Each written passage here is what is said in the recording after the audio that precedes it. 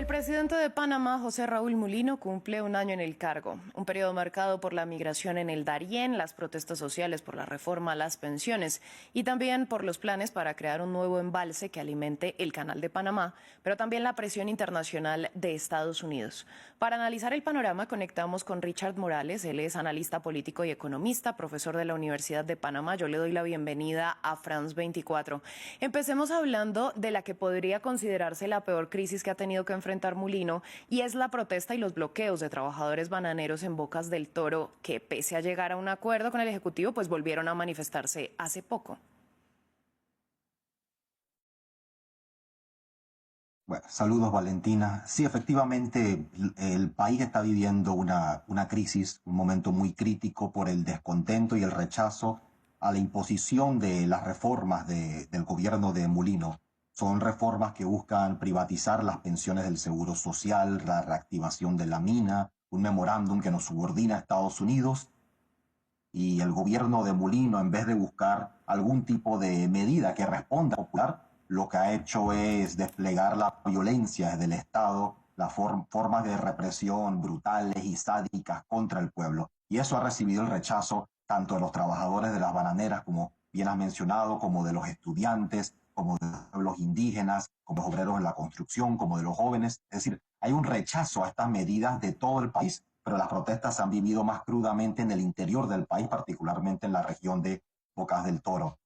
Aquí lo que tenemos es un choque entre dos países, un país del pasado, el Panamá de la desigualdad, de la corrupción, de la destrucción ambiental, y ese país del que Mulino representa el continuismo, y el país del futuro, el país que está buscando nacer, el país que busca aprovechar las potencialidades de Panamá para beneficio de todos. Pero para imponer esa agenda, la agenda de Estados Unidos, la agenda de una pequeña élite en Panamá, el gobierno de Mulino ha optado por la violencia, imponer esa agenda a toda costa. Bueno, la huelga de estos trabajadores pues llevó a la filial panameña de Chiquita Brands a despedir a todos sus empleados. La medida de la empresa pues fue respaldada por Mulino. ¿Cómo se analizan este tipo de posturas? ¿Cómo se afecta la imagen del mandatario con estas medidas? Bueno, Mulino es un mandatario sumamente popular, tiene niveles de aceptación que son menores al 25% a un año de su gobierno.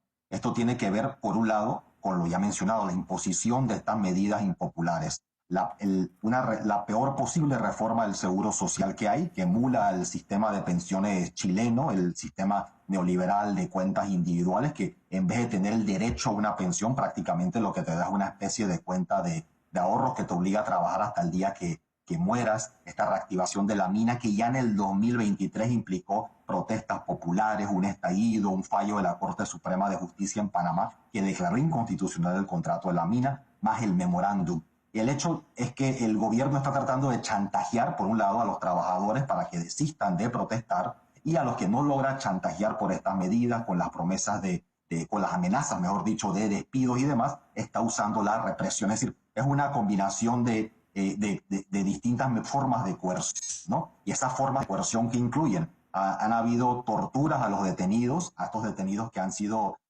a los que se le han aplicado medidas completamente discrecionales, porque recordemos que Bocas del Toro en este momento está bajo un estado de sitio, una especie de estado de urgencia, donde han suspendido las garantías constitucionales, las libertades fundamentales, lo que le ha permitido al gobierno detener a discrecionalidad y aplicar todas formas de palizas, todas formas de torturas, torturas incluso sexuales. Ya hay muertos, entre esos muertos se incluye un bebé cuyo hogar fue inundado de bombas lacrimógenas, las distintas formas de humillación contra los docentes que mantienen una huelga, contra los estudiantes. Es decir, el gobierno está desplegando estas medidas en mancuerna con la empresa de Chiquita, y al igual que otras partes del sector empresarial panameño, que lo que han buscado históricamente es efectivamente esa ley 462 de reforma del Seguro Social, porque lo que buscan es apropiarse de los fondos de los pensionados para lograr de una manera compensar el fracaso del modelo económico panameño. Porque este es un país que ha crecido mucho a punta del canal, a punta de su posición geográfica, pero que no ha logrado desarrollarse, porque tanto crecimiento y tanta riqueza ha terminado concentrado en las manos de unos pocos que han utilizado esa riqueza para especular, y ahora necesitan de los fondos de la Caja del Seguro Social para tratar de cuadrar las cifras, para tratar de subsidiar las ganancias de sus empresas, para tratar de maquillar los números del Estado, el déficit fiscal que tiene Panamá. y necesita al igual los fondos de la mina y la renta minera. Y lo que vive Bocas del Toro históricamente, que vale la pena destacarlo, es una de las provincias donde hay mayores niveles de desigualdad.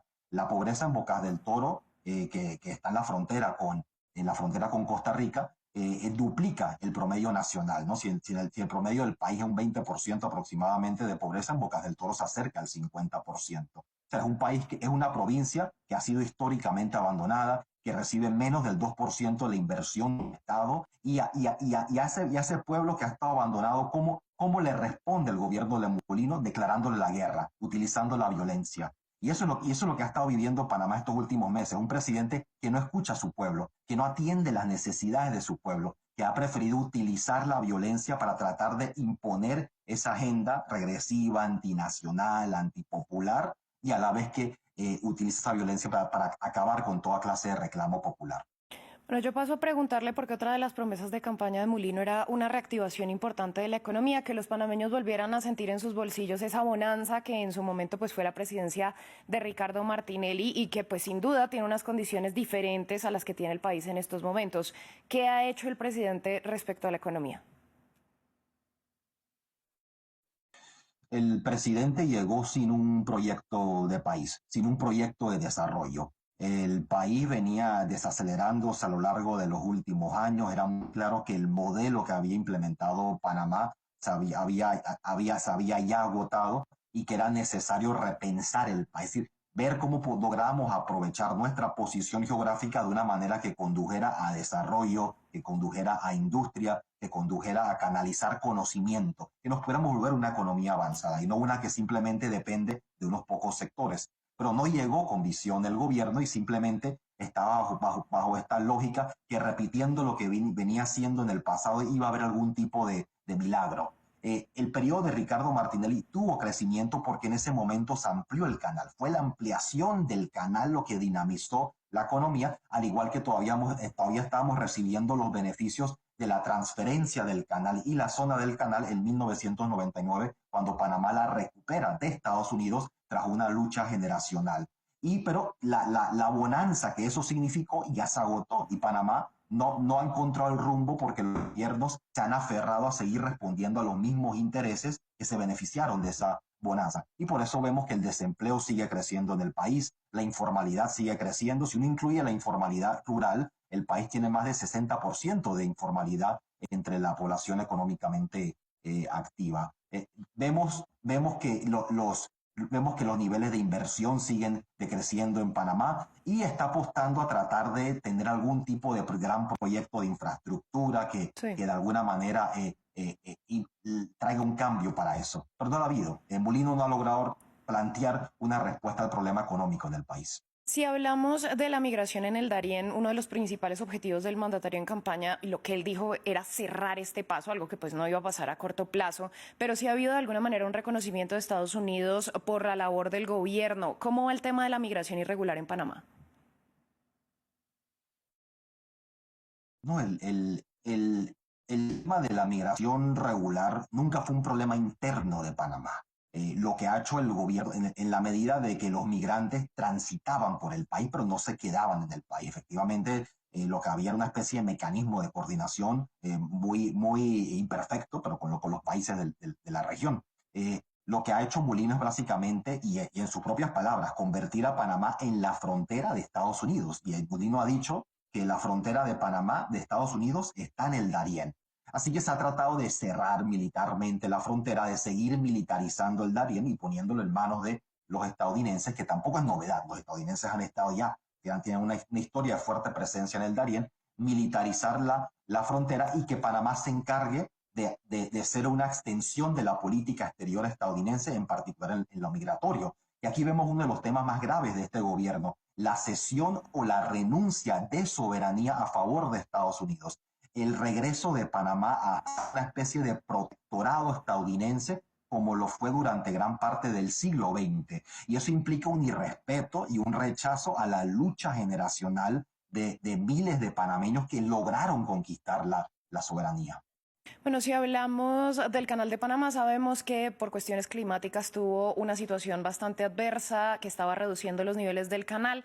Vamos a hablar entonces también de la política por este plan que haría que unas 2.000 personas se tengan que desplazar forzosamente para construir un embalse que alimente el paso interoceánico.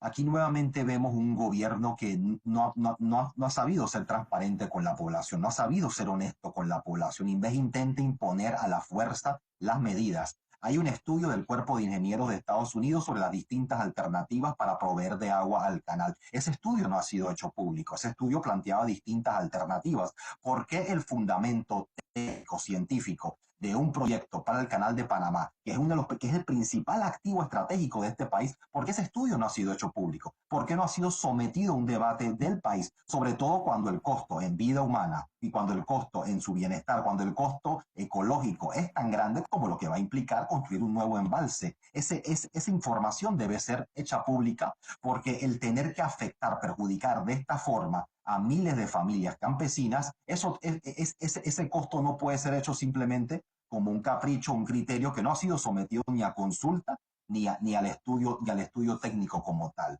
Así que aquí vemos este patrón, un gobierno poco democrático, un gobierno que exhibe tendencias dictatoriales como la suspensión de las garantías fundamentales de la población. Y de la misma manera como ha venido imponiendo esta reforma al seguro social, al sistema de pensiones, va a buscar imponer el embalse del Río Indio, buscar imponer la reactivación de la mina, y parece ser que la tendencia es a la fuerza tratar de imponer la agenda de que gobiernos anteriores fracasaron en lograr avanzar.